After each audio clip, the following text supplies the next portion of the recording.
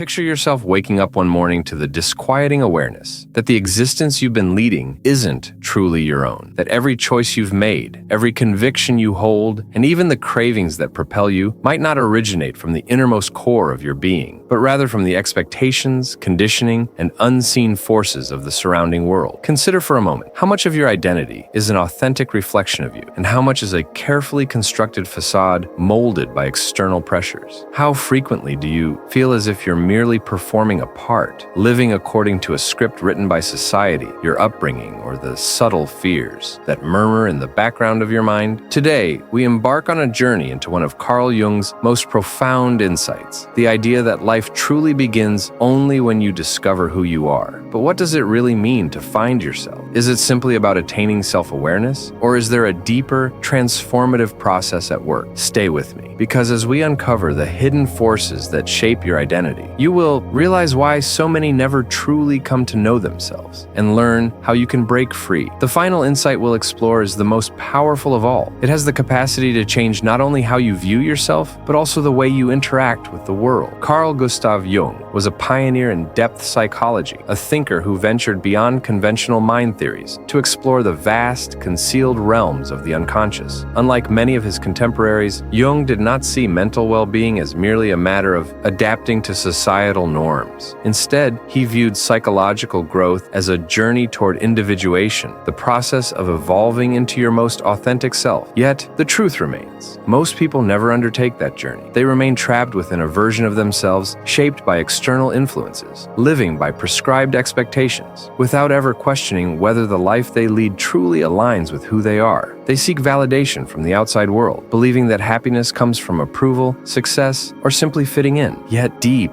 inside, there exists a quiet discontent, an unyielding feeling that something is missing. Jung believed that real life begins when we stop fleeing from ourselves. But before we can discuss what it means to truly find yourself, we must first understand what prevents most people from ever doing so. From the moment we are born, we are conditioned, given names, identities, and predefined roles, taught what is acceptable and what isn't, what is rewarded and what is punished. This process is so subtle and gradual that we rarely question it. We adapt, we conform, and over time, we learn to suppress the parts of ourselves that do not match external expectations. Think back to your childhood. Were there moments when you expressed yourself freely, only to be met with disapproval? Perhaps you were advised to be practical, told to stop being overly sensitive, or informed that certain emotions and desires were inappropriate. Gradually, you learned to conceal those aspects, tucking them away where no one could see, and in doing so, began to form a mask, what Jung termed the persona. The persona is the face we present to the world. It enables us to function within society, navigate relationships, and gain acceptance. But here's the catch. The more we identify with this mask, the further we lose touch with our true selves. We begin to believe that we are merely the persona, forgetting that there's a deeper essence beneath it. And then there's the flip side, the shadow. If the persona is what we show the world, the shadow is what we keep hidden. It consists of everything we have rejected or repressed within us, our fears, our unspoken desires, our vulnerabilities, and even our concealed strengths. And here's where it becomes even more significant. The shadow doesn't simply vanish because we refuse to acknowledge it. Instead, it works silently beneath the surface, influencing our thoughts, actions, and emotional responses. The aspects of ourselves we deny do not disappear. They emerge in unconscious ways, often through projection. Have you ever found yourself strongly disliking someone without fully understanding why? Have you ever been triggered by behaviors in others that spark an intense emotional reaction? Jung believed that when we are disturbed by traits in other people, it is frequently because those very traits reside within us, hidden in our own shadow. But what if I told you that within this shadow lies the key to genuine self-discovery, that the parts of you you've suppressed aren't enemies, but the missing pieces needed for your wholeness? Jung's profound insight was this: psychological. Growth isn't about eliminating the shadow, it's about integrating it. It's about delving into the depths of your unconscious and confronting what you've long denied, because in doing so, you unlock a deep source of personal power, authenticity, and freedom. This is where the true journey begins. Are you ready to face the truth of who you are? To shatter the illusions that have confined you? Because what follows will challenge everything you thought you knew about yourself and open the door to a life that that is truly your own. Most people wander through life assuming they already know who they are, defining themselves by their name, job, culture, or past experiences. But what if I told you that your identity is far more complex than you imagine? That the self you believe you are is merely a surface construct, a fraction of a much deeper, more profound reality. Jung posited that within each of us lies a hidden world, a vast, intricate inner landscape filled with forgotten memories, suppressed emotions, unexpressed desires, and untapped potential. The key to truly finding yourself isn't about crafting a new identity, but about uncovering what has been buried within. Take a moment to reflect. Have you ever felt an inexplicable,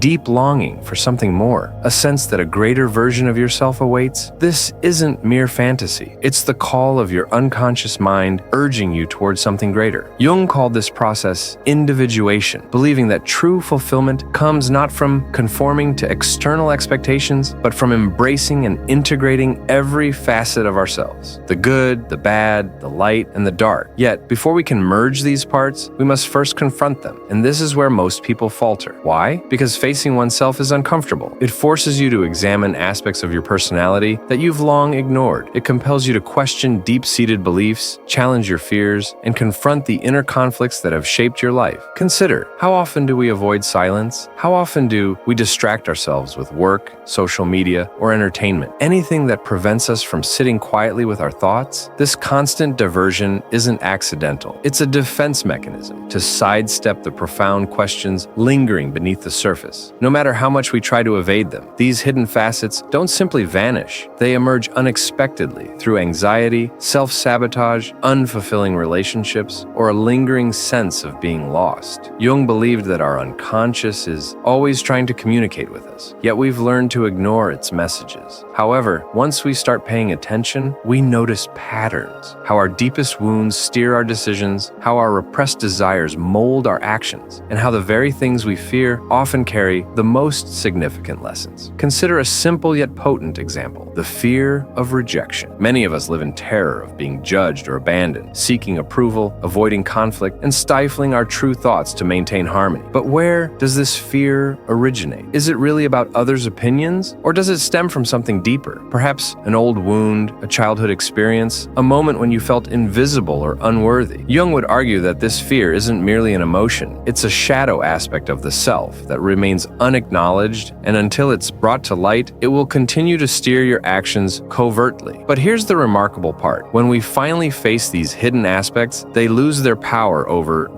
us. Imagine what it would feel like to live without the dread of judgment, to speak your truth without hesitation, to make decisions not based on what others expect, but on what deeply resonates with you. This is the essence of individuation. Not about becoming someone new, but about becoming more of your true self. But how do we begin? How do we uncover the unconscious forces that shape our lives? Jung believed that one of the most potent avenues to access the unconscious is through symbols, dreams, and introspection. He saw dreams as messages from the deeper self, revealing hidden truths about our psyche. He also emphasized the value of creative expression through art, writing, music, or other forms, as a means to tap into and integrate the unconscious. Perhaps the most vital step is awareness. The moment you start questioning your thoughts, reactions, and long-held beliefs, you're taking your first steps toward transformation. The moment you cease fleeing discomfort and begin confronting it with genuine curiosity, you start reclaiming your true self. Because here's the truth: most people spend their lives as strangers to themselves, following paths set out for them without realizing they have the power to choose differently. They bury their authentic nature, unaware that their greatest strength lies in embracing the entirety of who they are. But you don't have to be one of them. You hold the power to break free from the illusions that have restrained you, to shed the layers of conditioning and fear that have kept you from living fully, and to step into the complete expression of your being, unafraid and unapologetic. In the next segment, we'll explore something even deeper: the hidden archetypes within you. These ancient patterns, embedded deep in your psyche, are the keys to unlocking your highest potential. What you are about to learn may forever change how you see yourself. If finding yourself were as simple as making a choice, everyone would already live in complete alignment with their true nature. But as we've observed, the journey is far more intricate. It's not just about choosing who we want to be, but about uncovering the forces that have shaped us, confronting the parts we've rejected, and integrating them into a unified,